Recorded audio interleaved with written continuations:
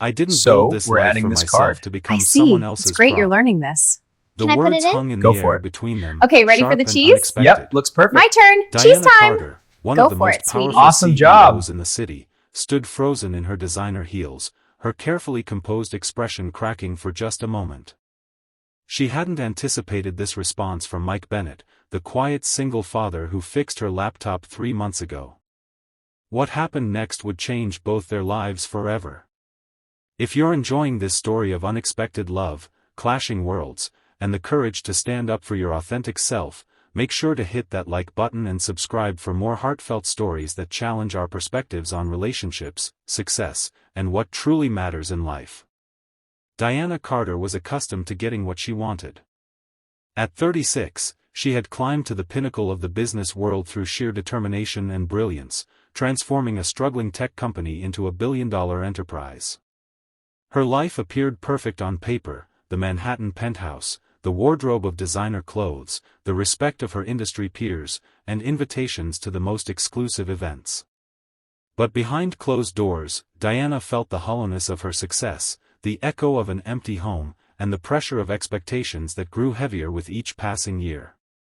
Her parents, both from old money and older expectations, had been subtly and not so subtly pressing her about settling down. "Diana, darling, the Williams' son just became partner at his law firm," her mother would say during their monthly calls. "He's divorced, but no children. Very clean situation."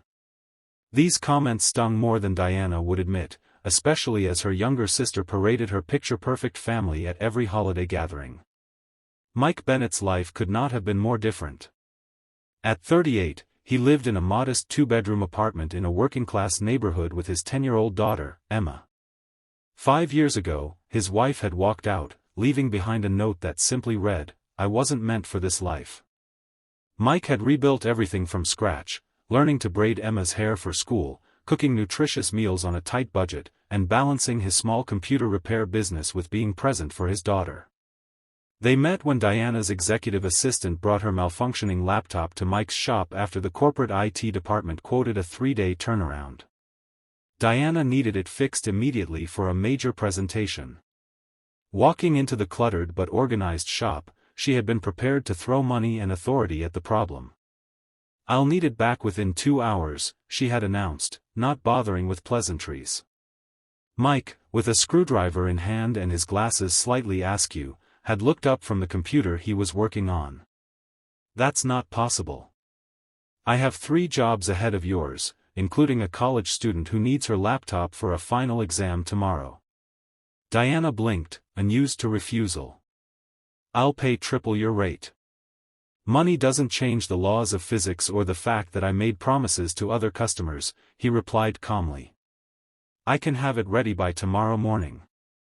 There was something about his quiet confidence, his unwillingness to bend to her status, that caught Diana off guard. Most people in her world scrambled to accommodate her, either from respect or fear.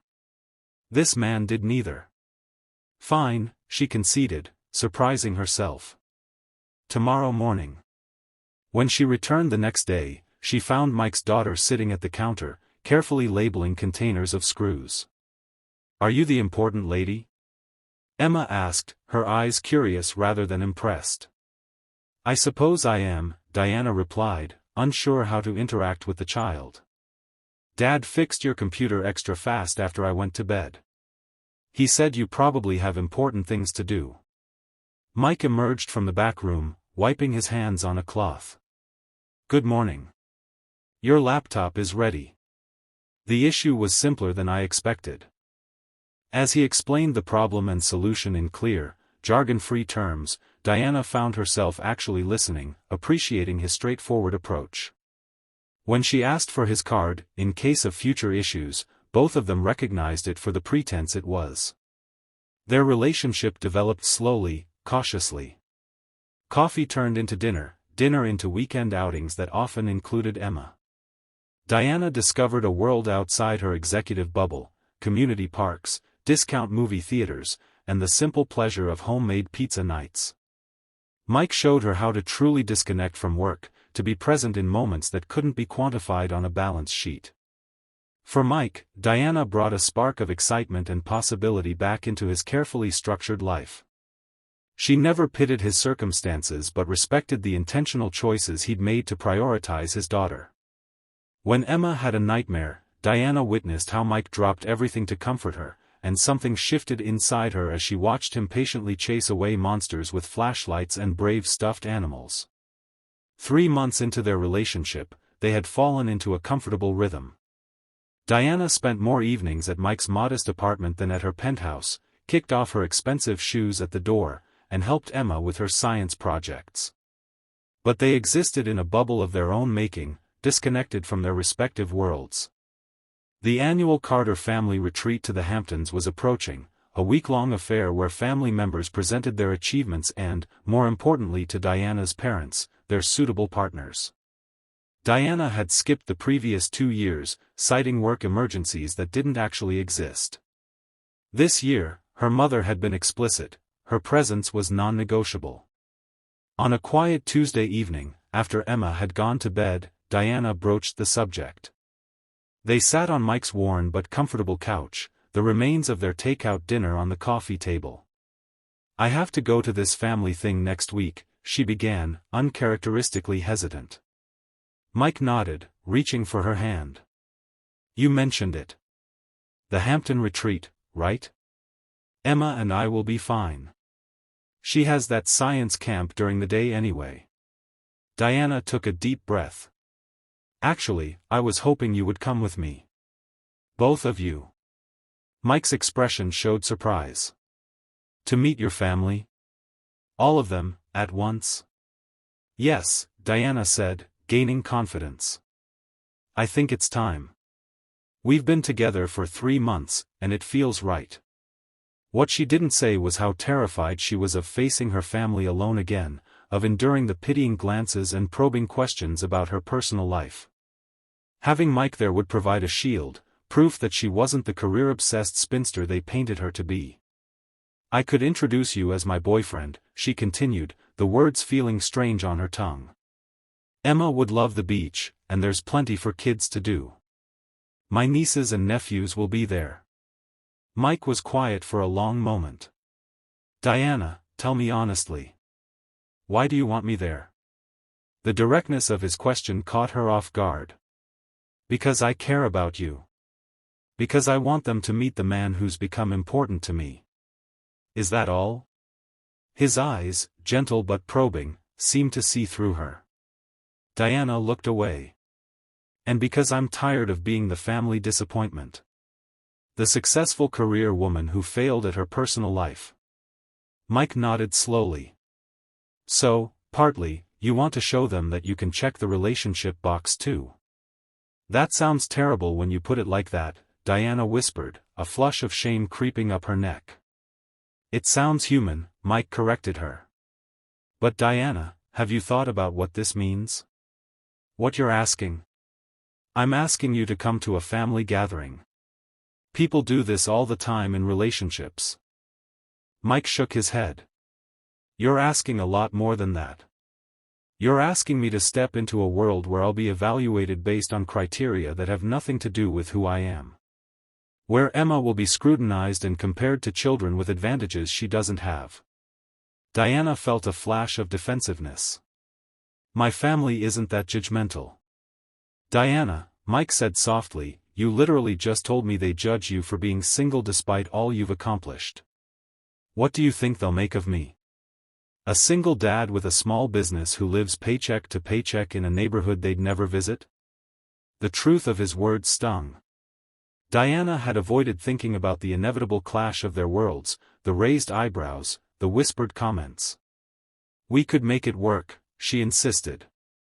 "They'll see how amazing you are, how wonderful Emma is." "And if they don't?" Mike asked. "If they see exactly what they expect to see, someone not good enough for their daughter? Have you thought about what that would do to Emma? To hear people implying her father isn't enough?" Diana hadn't considered this perspective. She'd been so focused on her own anxieties that she'd missed the potential impact on the two people she'd grown to care deeply about. "I didn't build this life for myself to become someone else's prop," Mike said finally, his voice firm but not unkind. I won't put my daughter in a situation where she might feel less than. And I won't pretend to be something I'm not to help you prove a point to your family. The words hung in the air between them, sharp and unexpected. Diana stood frozen, her carefully composed expression cracking for just a moment. She hadn't anticipated this response from the quiet single father who fixed her laptop 3 months ago. I see, she managed, reaching for her purse, the familiar armor of professionalism sliding into place. I should go. Diana, Mike called as she headed for the door. Running away isn't going to solve this. She paused, her hand on the doorknob. I'm not running away. I'm giving us both space to think. But she was running, back to the safety of her penthouse, back to the world where she controlled every variable, where vulnerability was a weakness she couldn't afford to show. For 3 days, Diana threw herself into work, scheduling back-to-back meetings and late-night conference calls to avoid the silence of her thoughts. She ignored Mike's texts asking if they could talk. On the 4th day, her executive assistant, Tara, confronted her. You look terrible, Tara announced, closing Diana's office door. And you've been even more impossible than usual. I'm fine, Diana replied automatically. Just focused on the Anderson merger. Bullshit, Tara said, with the frankness of someone who had worked with Diana for a decade. This is about Mike, isn't it? Diana looked up sharply. How did you? Because you've been happier in the last 3 months than I've seen you in years. And now you're back to being the human equivalent of a thundercloud. What happened?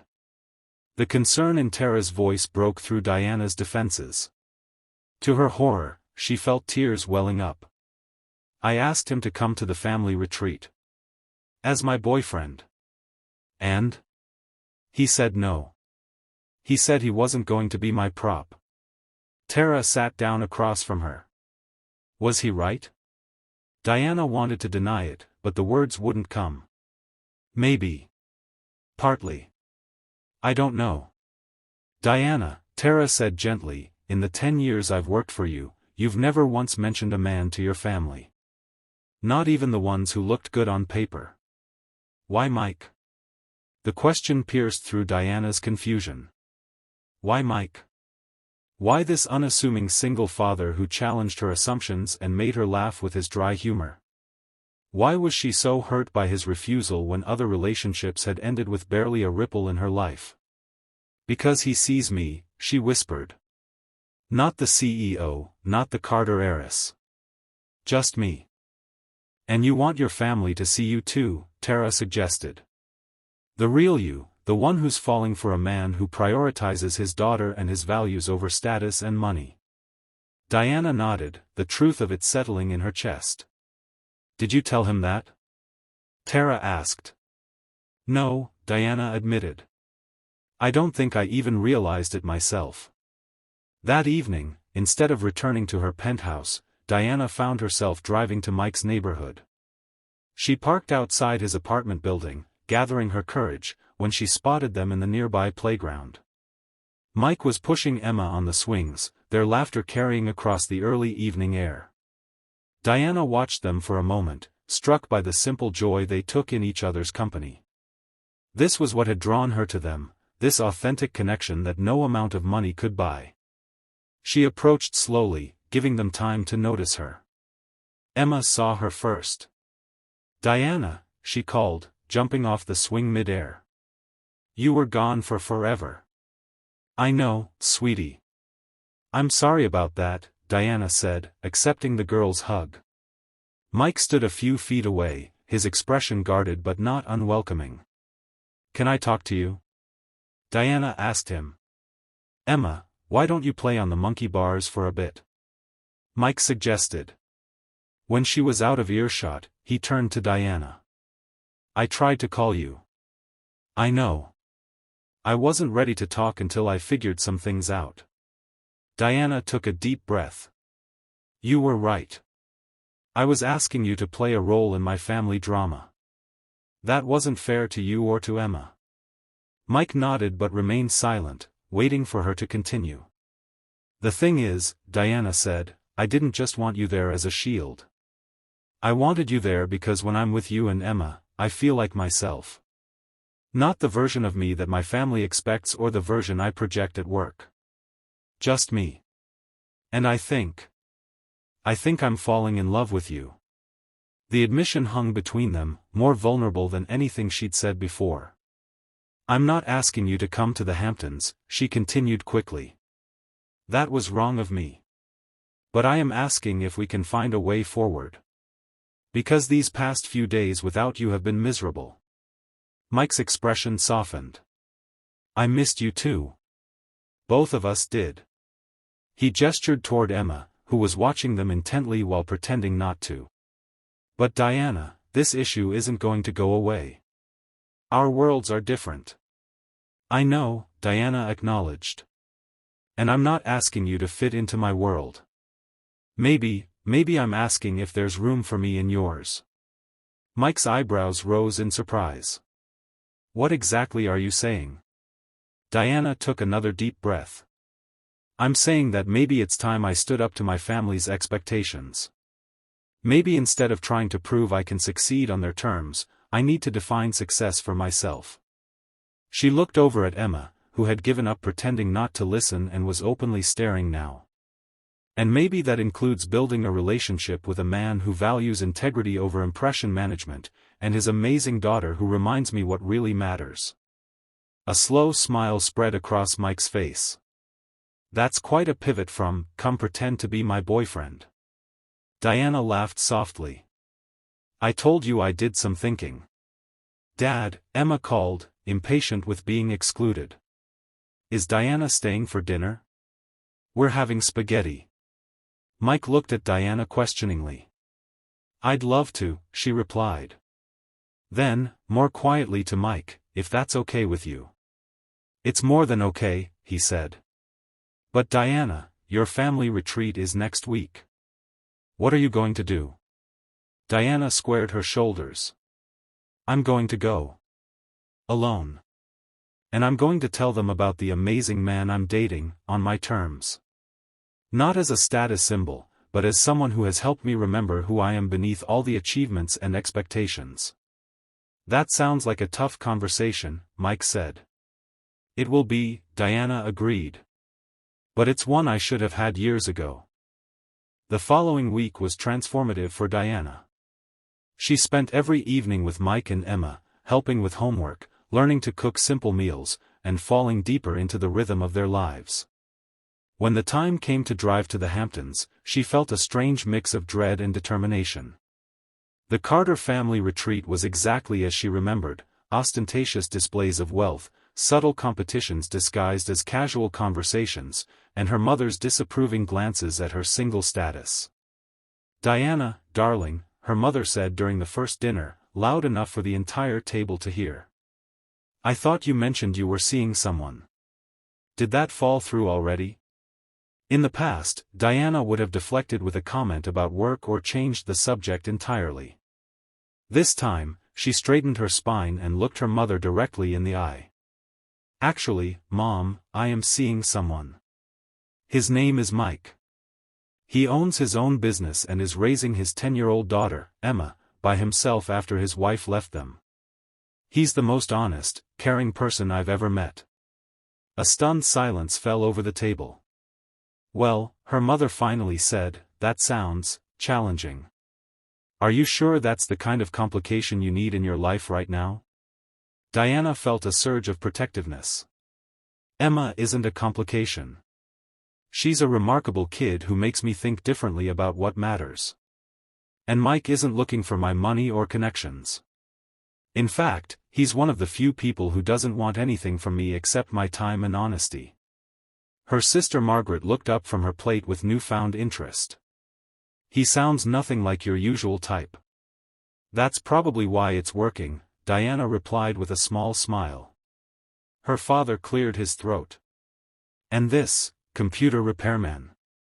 Does he understand what it means to be involved with a Carter?"